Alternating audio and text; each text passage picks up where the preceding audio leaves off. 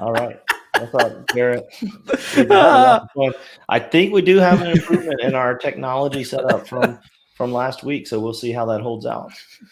That's why I love the spontaneity, even though we don't get a lot of live viewers. Most people watch after the fact. I just like the spontaneity of the live show. So we're playing around you with gotta our hit video and everything. double click buttons and not double click buttons. Exactly.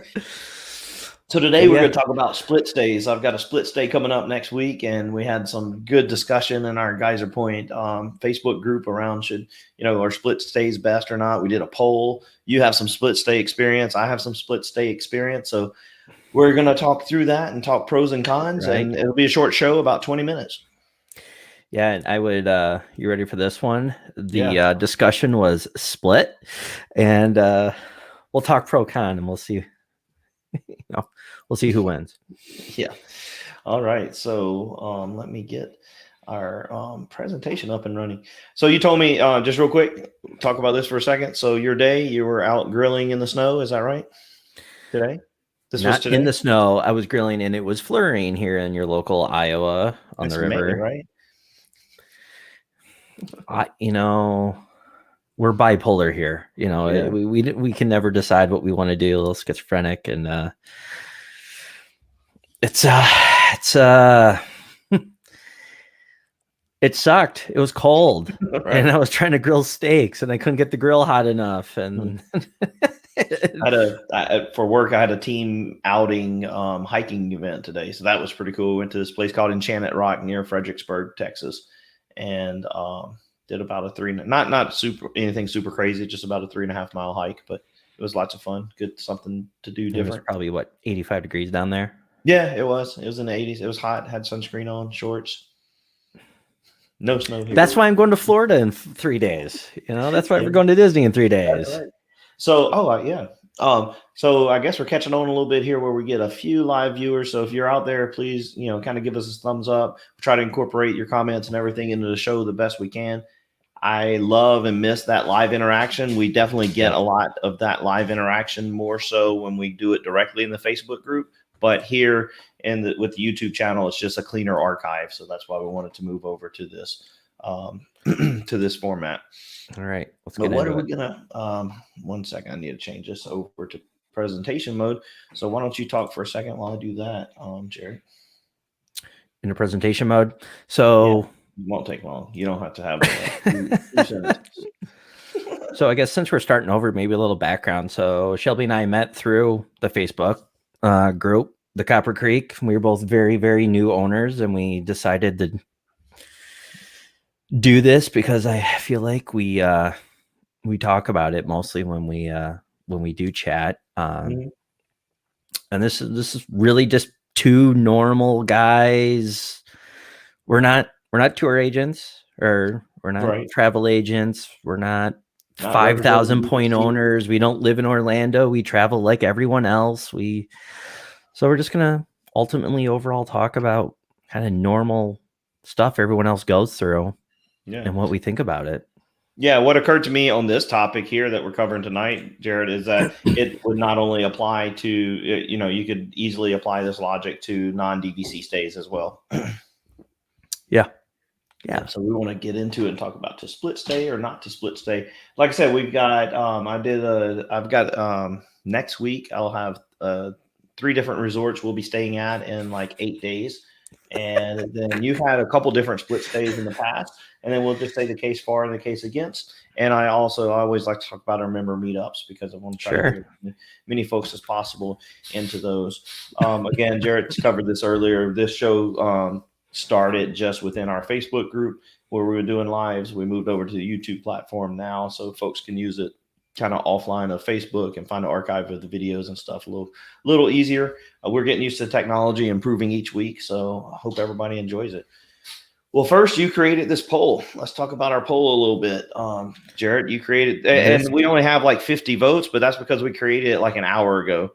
Yeah, and I'm sure that we'll get more overnight. I'm curious to see if the pattern holds, but this is what the results are so far. Yeah, it's really funny that it actually is split on the split stay. I voted yes. Yeah. and I think you did, because you were kind of the original split stay guy. I mean, you got me to do it once. Right. Yeah, and so the question is, do you enjoy booking split stays? And what you mean by that is not just the booking and planning process, but Right. the do you want to have a split stay on your trip? So the votes right now and are 26 for no and 24 for yes. So like I said, kind of a toss up. And I like experiencing different resorts. I like being closer to certain restaurants on certain days and kind of can incorporate where I'm staying with my schedule and that sort of thing. But we've kind of done it both ways. So I mean, if you look at these comments next to it, I mean, 21 nights. I'd want to split stay too if I was going for 21 nights. But geez, how do you do all the packing on that? Well, I think you're making use of the washing machine and dryer in the villa. Oh, for sure, but that's a lot. Right? That's where you really have a second home if you're staying for that long. So that's great, right? And we see the other comments as long as no one wants to stay somewhere for just one night, so they say, hey, at least get 2 nights at each resort. I've got a little curveball on that I'll share a little bit later. Yeah, I will. We've gone down a separate road too. So let's get into pros, cons, see what we got cooking here. Okay. Cool deal. So first, this is the split stay that I have coming up. So we're going to start our trip in a 1-bedroom at Old Key West, and then family's going to join us, and we're going to go stay at the 3-bedroom at Bay Lake, and then my family is going to stay over a little bit longer, and we're going to go over to Riviera. So what we have, kind of how this sets up is we don't right now, we don't have annual pass, so we're doing a lot of stuff outside of the parks. So on our arrival day, we get there early in the morning. We're staying at Old Key West. So our idea is to visit Disney Springs for most of that day. And then we're going to eat at Olivia's, the restaurant. We talked about, we did a deep dive on Old Key West last week, right? But yes, we did. Go back and listen. Right. So then we'll eat at, I think we have lunch at Disney Springs, and then we have Olivia's at Old Key West. And then the next day is a park day. But anyway, we just wanted to see, just to experience a new resort. We have, an entire afternoon planned to hang by the pool here at Old Key West and taking advantage of the proximity to Disney. If you could pick 3 different resorts, I guess minus Animal Kingdom, I think you hit the trifecta here of differences. Oh, well, yeah, because then we go over to Bay Lake and we basically have our Magic Kingdom day planned around that, where we'll just walk atmosphere wise, and then climates. And then so that's kind of how the rest of our trip sets up. And at Bay Lake, now I know you've stayed there a couple times. The main attraction for me at Bay Lake Tower is Top of the World Lounge, and that's still closed right now with COVID. Hopefully that's going to open back up, but I'm starting to become less optimistic about that since our trip's only a couple days away. Yeah. I was hoping to, if that opens, I'll see you there this weekend. Oh, yeah, that's right. Yeah, because I understand, like we have like I said, families joining us for this one, and we have the 3-bedroom at Old Key West, and as I understand it, the Top of the World Lounge is just right down the hall from that unit. So you're at Bay Lake for the 3-bedroom. That's right. And then and this is exactly where, even for us, the pros and cons kind of come in. The time that we're there with our extended family, we'll have more little kids with us and things like that. And it's going to just work out better to stay at Bay Lake Tower the whole time that they're there. So when we're there with a big group of 10 or 12 people, we don't want to, we kind of see the disadvantages of having to pack everything up, especially because with small kids and all. Right. And the back courtyard's pretty nice. It's kind of all contained. So that was smart with the little kids. But yeah, I mean, out of the 3, Bay Lake's probably the best because you're probably going to hit the Magic Kingdom with the kids. Right. Riviera's a little bit more refined, but my boys love the pool there. Yeah, Riviera, I don't know if we have as much resort time planned, but being on the gondola, we'll go to Epcot one day and Hollywood Studios the next. So that's kind of, and by the way, when we're staying in Bay Lake, we have dinner reservations at the Grand Floridian at Norcusi's actually. So just our plan is to ride the monorail over to dinner. Sure. That should be So we're great. getting, yeah, I mean, we'll get into it, but I mean, there's a lot that goes into that, and that's one of the cons. So Right. let's, Yeah. All right. So you've had two different split stays before. Tell us a little bit about those. So Jared. mine were completely different. So Bay Lake, we did Bay Lake to Copper Creek, and it was just my wife and I, and we did a one night at Bay Lake, and I liked it. We got in. We just extra Saturday, dropped our stuff. We actually went over to Hollywood Studios when Star Wars had just opened, Galaxy's Edge.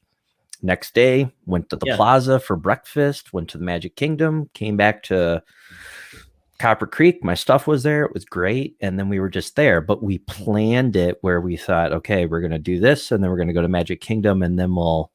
So when you stayed at Bay Lake, what time did you get there? 3, 4. 3. Okay. So you checked in pretty early. Yeah. I mean, it's 4 o'clock is the official check-in. Yeah, you were got okay. in right away. Some of the comments were, yeah, I don't know if I would do a split stay if I was just staying one night somewhere, but you're okay with that? We were fine with it, but it was only 2 of us, and we literally did not unpack anything except for my toothbrush. That was it. And then the change of clothes the next day, and away, call down the bell services, and they transfer. Now on the other one, we stayed at Riviera for 6 nights. That was a pain in the ass moving. I had 2 little kids with me. I had my in-laws. Shelly's parents came with us, which were very helpful, but we had a full fridge. Right. We had to repack everything. We went from a 2-bedroom Riviera to the 3-bedroom at Old Key West. And Old Key West did not get our room ready very quickly. Yeah. So we sat out there, and it was not a good time. And with 2 little 3-year-olds, and nothing was open. The playgrounds were closed. The boats were closed. I went on 2 Surrey bike rides. So that one was rough. So the people that are like, oh, I got to stay there for 4 days. No, I'm a 1-2 day, and then get me to where I'm going to go long term. Okay, but you always have one in mind for long term and one for shorter term. Pretty much. That's a little bit of what I've done. I've not done it a split stay with DVC, but I've done a split stay. Like if we have a late night arrival, I just don't like spending the points on a room if I'm not going to get there until 9 or 10 o'clock at night. So we've used our airline points to stay at the Hilton at Disney. I mean, our Hilton points to stay at Disney Springs before, but that was not quite as convenient as one time we even went value. We stayed at the sports resort, and then from the sports resort, and then the next day was a Magic Kingdom day, so they handled all of our luggage, brought it over to Copper Creek for us. We went to Magic Kingdom, and by the time we got to Wilderness Lodge, all of our stuff was there, and we were ready to check in. So yeah, we took that advice for November. We're staying at movies before we go to Saratoga. Just for one night, or what? One night at All Star Movies, and then we're going to Saratoga. Because I mean, those rooms are still cheap, right? We got it for $125. I want to say. Yeah. So it's not bad. That's not bad. And you still get all the same service as far as them moving your stuff. Right. They're still going to take my stuff over. Well, they are slower now with COVID. Maybe it'll change by then, but they used to say it would be there by 4. It's 6 now. They guarantee it by 6. Oh, really? So if you got little kids or something like that, where we were packing formula. Yeah. A little different, you need that stuff refrigerated. Right. And all right. So let's just, kind of, as we've talked about it some throughout here, but just the advantages. And this is where it's weird on our talk tonight, is because you and I kind of have the same opinion. We both kind of favor the split stays, but there definitely are advantages of not split staying, right? And I think if we provided more options, like if I would have said split stay for 5 days and then go somewhere else, I've been like, no. Right. But for 1 day, I'm fine with it. And I'm like you, I like staying in multiple places. Kind of goes into our, that ADD you and I got going on. But so if you don't split stay, though, I mean, clear advantages here.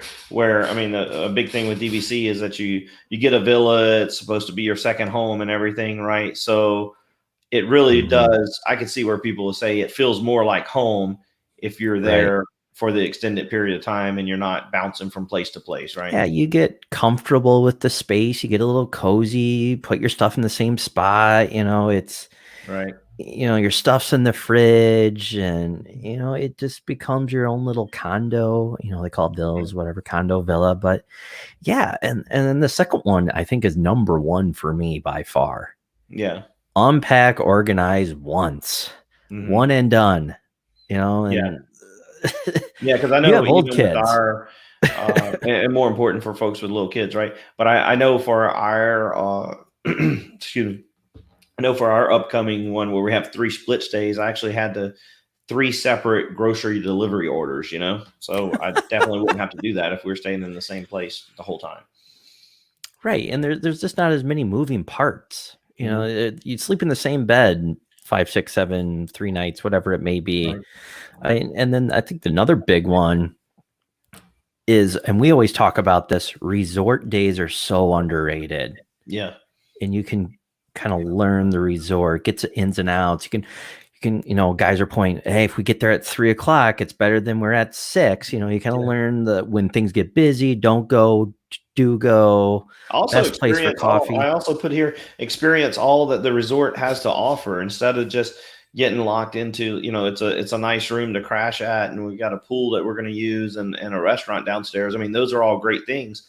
But like, for example, we used the boat rental at Wilderness Lodge a year or two ago. And you did a tour as well at Wilderness. Yeah, we did a tour. I think they have poolside yoga. They have they're probably not doing much of this right now, but between the things that you could take advantage of, the poolside yoga, the kid crafts that they do, and all of that. Like if you're running to the parks and back, and you've got all your restaurant reservations and dining reservations and all, it's going to be hard to really, and on top of that, you're moving from resort to resort.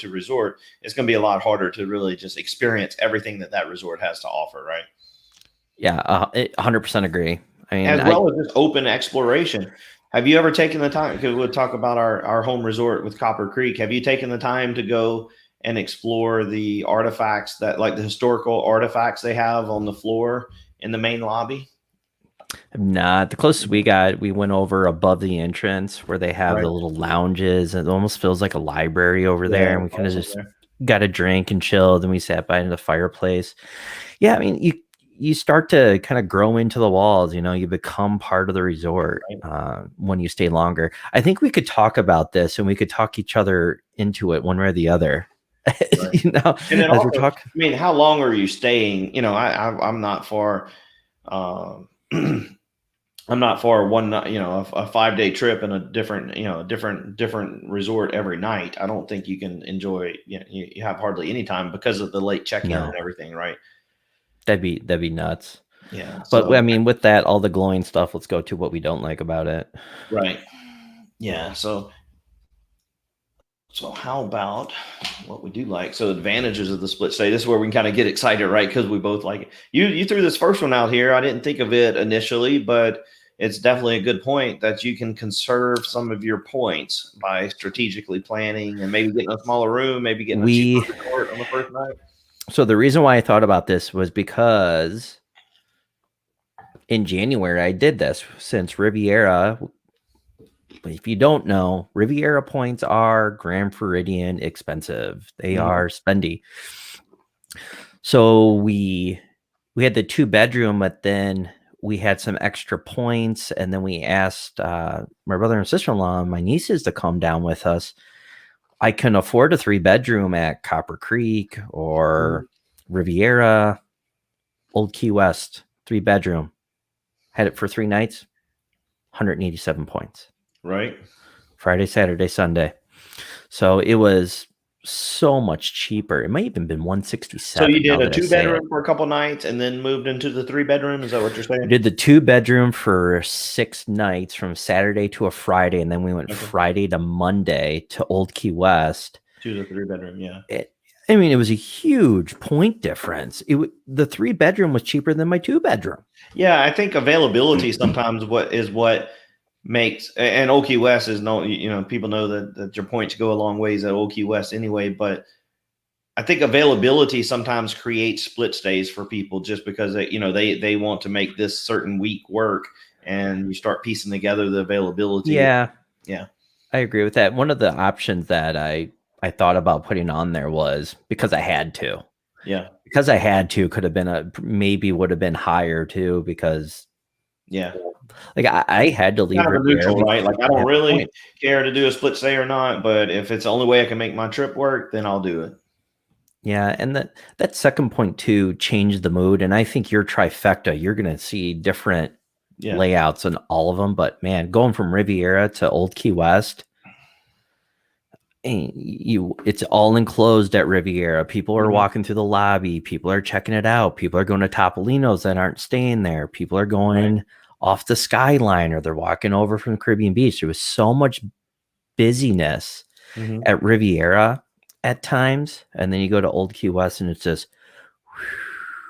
so it's a different atmosphere. That's what you mean by change in mood. It's just a much more chill place. And I'm really, like I told you last week, I'm still trying to get over the fact that the boats to Disney Springs aren't running right now. I do have a rental car, so okay, so I put this third one in here, experience mini resorts, and I think that will be especially applicable to people who are new to DVC and haven't stayed. Maybe you love your home resort like us is Copper Creek, but then you're still trying to see what else is out there and see where you might want to stay for a longer time. And in that case, if you do, in 2 trips, if you do 3 resorts each trip, then within a couple years you'll have stayed at all of the vacation club properties. So that if you're not split staying, it's going to take you a long time to get to all the resorts, right?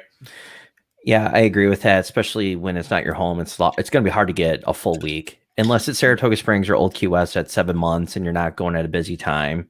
You can't just wake up at 7 months and get a full week. It's pretty tough. And then we've got proximity to parks and restaurants. Like, here's a perfect example. Like, just think about, again, some of this stuff still has to come back, right? But when they have Hoop-de-Doo Review over there, Wilderness, if you're staying at Bay Lake Tower or Wilderness Lodge, you can just ride the boat over to the show, right? Like, huge. And then combine that with split it with Riviera, and that's when you're on the gondola to Hollywood Studios and Epcot, and you stay over at Wilderness Lodge or Bay Lake Tower for your Magic Kingdom day and the day that you're going to do Hoop-de-Doo Review or one of the other monorail loop restaurants. I think that that works out well. Think how much time you're going to save in travel. Right. Like I'm sure you've somehow tracked this out, how much time you waste traveling on buses and cars. Well, have you ever taken a bus to Fort Wilderness? Like, it's crazy. We've never been there. Okay, so Pioneer Hall is a place in the back of Wilderness Lodge. I mean, in the back of Fort Wilderness, and that's where the theater is for Hoop-de-Doo Review. And if you take what happens if you take a bus to Fort Wilderness, the bus stops at the front, and then you have to transfer to an internal Fort Wilderness bus to ride to the back, and then and the back, by the back, I mean, it's just the lake, right? It's the lake where you can look over to the left and see Wilderness Lodge. So instead of doing all that, you can just take the boat directly across, and then you're right there. Yeah, so that's what I mean by proximity to restaurants and parks. For sure. You can plan it out. I don't think I would ever do a split stay with 3. That would be, I know you're doing it, but your kids are older, so you could just kind of tell them to go, and away you go. But I wouldn't do it with my kids. Default category with our with more family members joining us in the middle of the trip, then it was going to force us to change one more time anyway. So we'll see how it works out. And it's it's Saturday to the following Sunday, so it's, I guess, 8 days. But anyway, man, I think it's going to come down to personal preference, but hopefully talking through and seeing it in black and white, some of the pros and cons, and hear some of the experiences, maybe that helps people decide or think a little bit differently about what their opinion is, so that they can, because I'm pretty open-minded about things, right? And I think it's helpful to consider both sides and what you're trying to get out of a certain trip, and then plan accordingly, right? I think it's all going to come down to trip by trip. Trip by trip, families, but I wouldn't be necessarily against it. If you told me that we had a split stay every single time, I wouldn't rage against it and say I'm not going. And if you told me I was sitting somewhere the whole time, I'd be fine with that too. Yeah. So another point I just thought of, and we'll wrap it up here as we're 25 minutes in. But you know how there's a big concern right now about availability going forward because of all the rules around banking and borrowing your points, and so many people had to postpone trips. So if there's less availability, people might be forced into split stays more. And if they are, then maybe just take some of these, just plan accordingly and do things that are convenient based on where you're staying, right? Yeah, I think 100%. There'll be show for down the road. What we think will be the future of availability is going to be very interesting the next 18 months. Yeah, that's why I'm skipping out. I'm going this summer, and then I'm not going to go back for a little while and build the points back up. But anyway, let's so that's our thoughts on split stay. Anything to kind of wrap that up, Jared? Nope. I'm really interested right? You've done a couple split stays. I've done a couple split stays. I'm really interested what you think of bouncing around 3 different times. Yeah, we'll see. That's going to be interesting, and hopefully we run into each other.